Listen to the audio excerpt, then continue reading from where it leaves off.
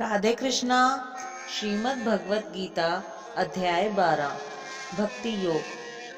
अर्जुन ने पूछा, जो आपकी सेवा में सदैव तत्पर रहते हैं या जो अव्यक्त निर्विशेष ब्रह्म की पूजा करते हैं, इन दोनों में से किसे अधिक पूर्ण माना जाए?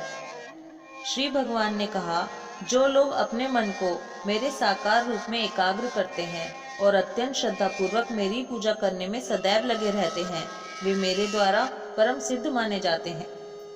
लेकिन जो लोग अपनी इंद्रियों को वश में करके तथा सबों के प्रति संभाव रखकर परम सत्य की निराकार कल्पना के अंतर्गत उस अव्यक्त की पूरी तरह से पूजा करते हैं, जो इंद्रियों की अनुभूति के परे है, सर्वव्यापी है, अकल्पनीय है, अपरिवर्तनीय है, अचल तथा ध्रुव है, वे समस्त लोगों के कल्याण में संलग्न रहकर अंततः मुझे प्राप्त करते हैं।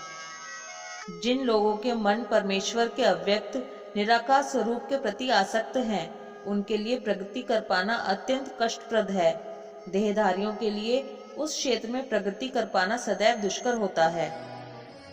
जो अपने सारे कार्यों को मुझ में अर्पित करके तथा अविचलित भाव से मेरी भक्ति करते हुए मेरी पूजा करते हैं और अपने चित्तों को मुझ पर स्थिर करके निरंतर मेरा ध्यान करते हैं, उनके लिए हे पार्थ, मैं जन्म मृत्यु के सागर से शीघ्र उद्धार करने वाला हूँ। मुझ भगवान में अपने चित्त को स्थिर करो और अपनी सारी बुद्धि मुझ में लगाओ। इस प्रकार तुम निसंदेह मुझ में सदैव वास करोगे। हे अर्जुन, हे धनंजय, यदि तुम अपने चित्त को अविचल भाव से मुझ पर स्थिर नहीं कर सकते, तो तुम भक्ति योग के विधि विधानों का पालन करो। इस प्रकार तुम मुझे प्राप्त करने की चाह उत्पन्न करो।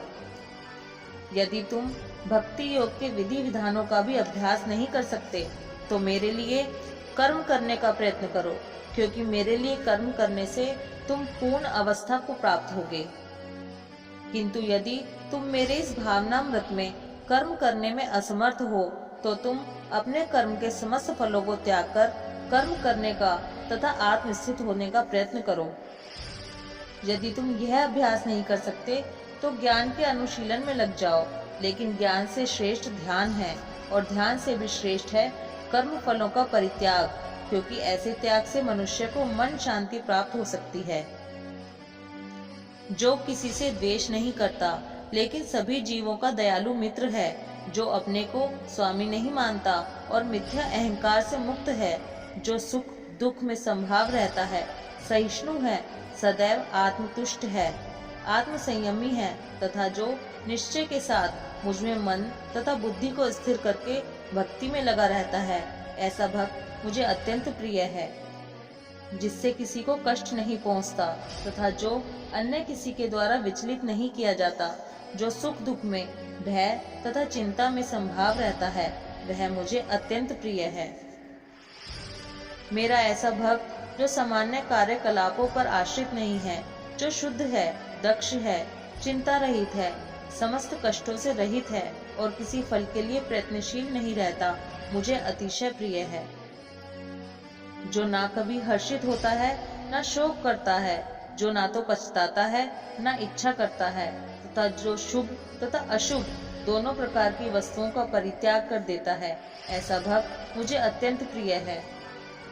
जो मित्रों तथा शत्रुओं के लिए समान है, जो मान तथा अपमान, शीत तथा गर्मी, सुख तथा दुख, यश तथा अपयश में संभाव रखता है, जो दूषित संगति से सदैव मुक्त रहता है, जो सदैव मौन और किसी भी वस्तु से संतुष्ट रहता है, जो किसी प्रकार के घर बार की परवाह नहीं करता, जो ज्ञान में दृढ़ है और जो भक्ति में संलग्न है, ऐसा पुरुष मुझे अत्यंत प्रिय है। जो इस भक्ति के अमर पथ का अनुसरण करते हैं और जो मुझे ही अपना चरम लक्ष्य बनाकर श्रद्धा सहित पूर्ण रूपेण संलग्न रहते हैं, वे भक्त मुझे अत्यंत प्रिय हैं। इस प्रकार श्रीमद् भगवत गीता के 12वें अध्याय भक्ति योग का भक्ति वेदांत तात्पर्य पूर्ण हुआ। राधे कृष्णा।